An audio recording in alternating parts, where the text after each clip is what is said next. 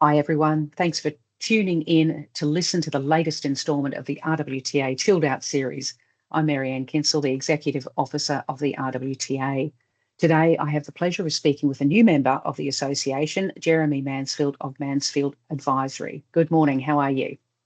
Good, thanks, Marianne. That's good. Thank you for joining me. Look, for a little bit of background, Jeremy is respected in this space and has deep insight into creating and implementing sustainability business strategy, and was recognised with a Medal of the Order of Australia in 2021 for his contribution to the construction industry. So first up, congratulations on that. Thanks. Your business, Mansfield Advisory, provides, as I understand it, independent advisory support to guide projects into more sustainable construction outcomes. Can you tell me a bit more about that, please? Yeah, sure. And in fact, I try to do a bit more broader focus across supporting government, businesses, and people to help in that transition to sustainable practices. There's quite a lot to unpack around decarbonising our activities. And focus, as you said, has been construction, but the cold chain is a very close related sector of interest now, given it has a significant impact on decarbonising our economic activities. And so I've been now looking at deeply how to look at some of the areas of interest in that area to help support our net zero ambitions, and the goals to actually tackle some of those most difficult challenges is something I love to do, and problem solve and develop solutions for those types of challenges. Look, having had the privilege of travelling all over the world, so I get to Europe and America and New Zealand annually, one of sustainability is it's the big deal. It's the thing out there at the moment. Within cold chain, where do you think, Jeremy, is the first place to start? Well, interestingly, I guess there has been a lot of move to transition to electrification, and we see that happening across both assets and transport sectors. So that's well underway, whether that's electrification or transition to low carbon liquid fuels. And I've been involved with bringing that into the country, actually, the renewable diesel HVO. So I've been both involved with the electrification side and the use of drop-in fuels as part of that. So that's well understood, and we're definitely along the way on renewable energy take-up. But it's the things that we're not really tackling with that are probably going to be slightly more sleeper issues, but have very significant climate impacts. And that's why I've been looking more deeply into the refrigerants used in the global refrigerant systems and their fugitive emissions, because whilst there are international protocols in place, there's a lot more to be done to acknowledge the role that they have in refrigerants, and critically at the end of their life. So the cold chain incorporates a lot of refrigeration and some of the highest refrigerant leak rates of all sectors. That's both due to the size, the type of installations, the working environments, such as the refrigerated containers that are on road transport and in shipping. And so there's a lot to look at there, given that at the moment there's not a lot of visibility of impacts of that in people's reporting. So it sounds as if you can make your way into cold chain companies and create some fairly quick wins with a little bit of investigation, and help people to save some money, obviously, but also commit to, you sort of made, not that you made reference to the Kigali, but any sort of agreements out there worldwide that we can start moving toward that to do the right thing. Yeah, we certainly hope so. Our goal is to help organisations align their net zero and refrigerant mitigation efforts with climate targets, particularly on focusing on reducing the emissions in the refrigerant cold chain and tackling accounting for the end of life issues that you have to be managing as well. That can certainly be leveraged back into the built environment, the asset fixed owners' use of it as well.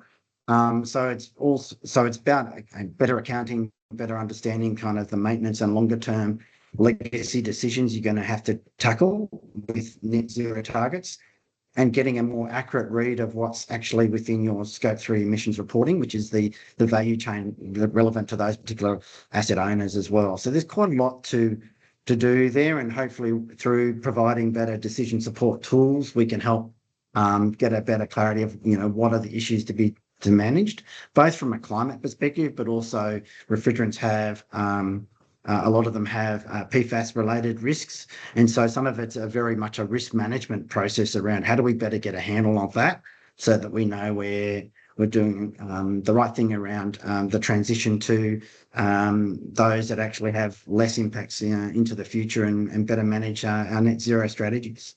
Sure. So you're working with existing warehouses as well as new builds, greenfield, brownfield, etc. Yeah, so it's interesting. There's quite a lot of great work that's been happening in the larger scale cold chain distribution that are transitioning into zero GW global warming potential refrigerants, and those that don't have greater PFAS type risks, they have other things to manage. But ammonia, for example, has been used a lot in refrigerant those, but there's lots of old legacy things that some of them are being phased down, as you said, through the Montreal and Kalagi protocols. But there's plenty of other legacy issues to deal with because those systems have been in play for a long time.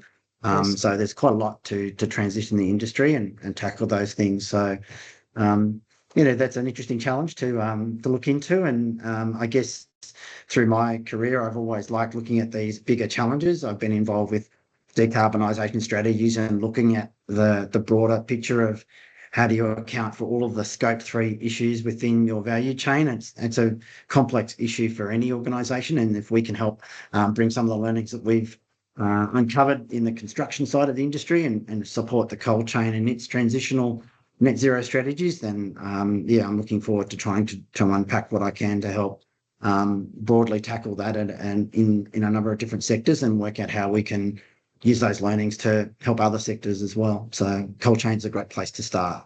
It certainly is. And look, do you feel that we're in Australia, are we behind? Are we sort of keeping up? Is it, where are we in the world with what you're working on? I think we are behind. Certainly parts of Europe are well advanced beyond where we're at.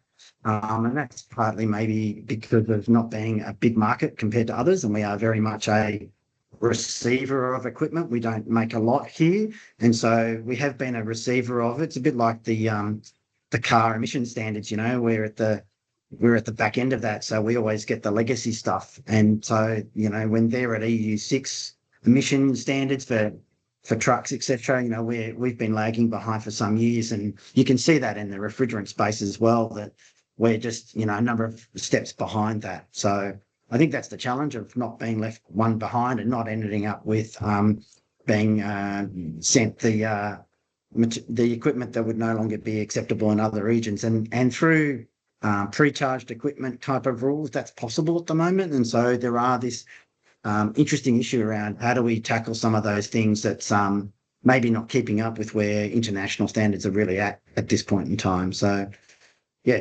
another challenge to be to reckon with for sure. Yeah, look, there's much to be done, but we're happy to have you on. And look, thanks for taking the time to speak with me today about not just Mansfield Advisory, Jeremy, but for the ways in which your company can benefit the cold chain in the future. So thank you for joining me today. You're welcome, and thank you for the opportunity to talk to your members, and look forward to participating further with the RWTA and helping on strategies for your members as well. So thank you. Marvellous. Thank you. And we'll see you at future networking events, no doubt. We'll introduce you around even more. Appreciate it. Thank you. Okay. See you later. See ya.